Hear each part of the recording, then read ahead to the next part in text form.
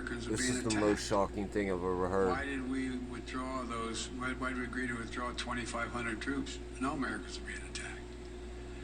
As I said before, the reason they weren't being attacked was part of an agreement that Trump had made a year Trump. earlier. He's giving We will Trump leave by credit. May 1st, he said, as long as there's no attack on Americans in that year period. God almighty. Number one. Number two, the Taliban was He actually taking large admitted it. swaths of the countryside, north and south. He admitted None of the major that Trump areas, none of the major, did something good. Points of the capitals of each of these provinces, but they were all over the country.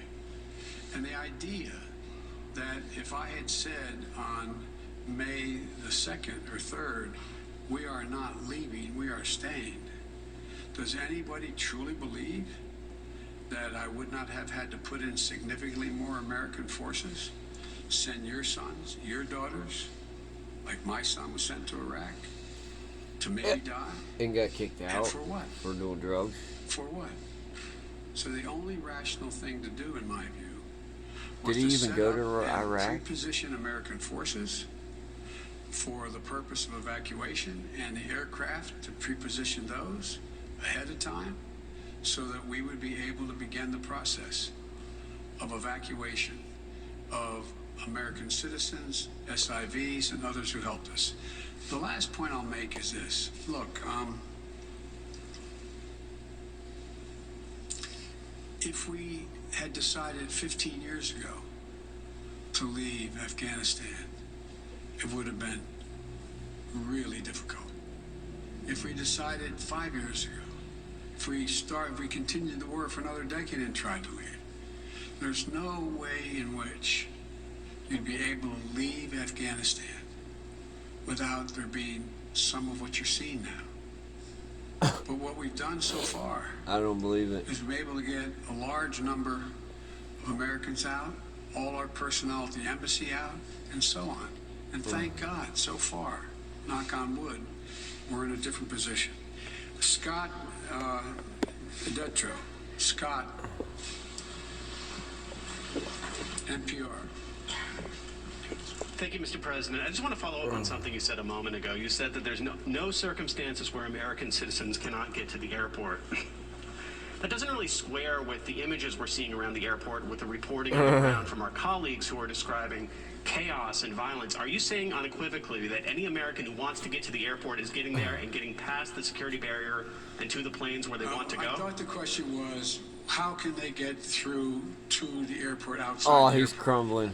And the answer is, to the best of our knowledge, the Taliban checkpoints, they are letting through people showing American passports. Now, that's a different question when they get into the rush and crowd of all the folks just outside the wall near the airport. That's why we had to, I guess, was it yesterday or the day before? We went over the wall and brought in, how many? 169 Americans. So it is a process to try to figure out how we Losers. deal with the mad rush of non-Americans, those who didn't help, those who are not on the priority list, just any Afghan to be able to get out of the country. And so my guess is that no matter what, under what circumstances anyone, there's not a whole lot of Afghanis, there's a whole lot of Afghanis that just as soon come to America, whether they're any involvement with the United States in the past at all, rather than stay You gonna let under them ride Taliban on rule or any wheel well? So what I was saying is that we have an agreement that they will let pass through the checkpoints that the Taliban, control. They've let Americans through.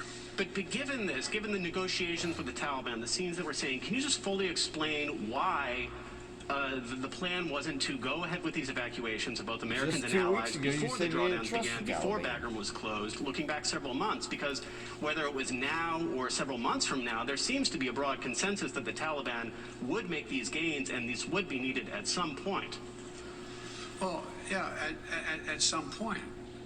But the point was that although we were in contact with the Taliban and Doha for this whole period of time, at some point wasn't expected to be the total demise size of the Afghan National Force, which was 300 persons.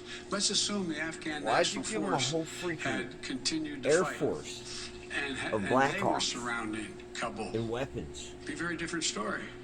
Very different story. Like, can I have But one? Can I have the a Hummer? overwhelming consensus was that they were not going to collapse. The Afghan forces, they were not going to I'll leave. pay They were taxes. not going to just abandon and then put down their arms and take But that's off. the problem, isn't So it? that's what happened.